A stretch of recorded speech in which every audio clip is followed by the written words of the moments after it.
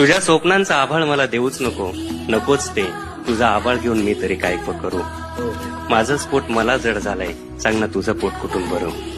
माझं स्फोट मला जड झालंय, सांग ना तुझं पोट कुठून भरू. तो चंद्र, तो सूर्य, ती लुकलुकणारी तारे, यांचं कधीच भ्रमण नसतं माझ्या जीवनाच्या आभाळात. माझं जीवन म्हणजे नुसतंच अंधाराला वाहिलेलं, सरणावर लाकडं कमी पडलेत म्हणून थोडंसं जळायचं राहिलेलं. रात्रीच पावसाची पहिली सर कोसळली, आईनं सारवलेल्या भुईचे पोपडे निघालेत. कारव्यांच्या कुडांवरची माती सुद्धा ओली होऊन सकाळपर्यंत गळून जाईल. माझं घरटं भर पावसानं जळून जाईल. तू म्हणशील हा अजूनही थोडा वेडा, थोडा खुळा आहे.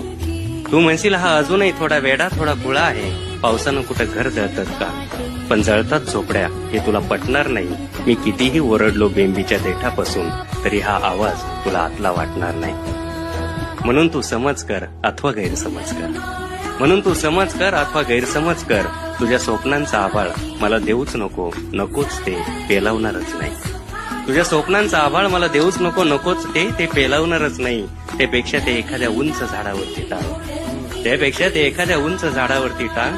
कारण माझ्या आयुष्यात सगळ्याच रक्ताळलेल्या वाटा आणि पावला पावलावर स्मशनाकडे जाणारे फाटे आहे.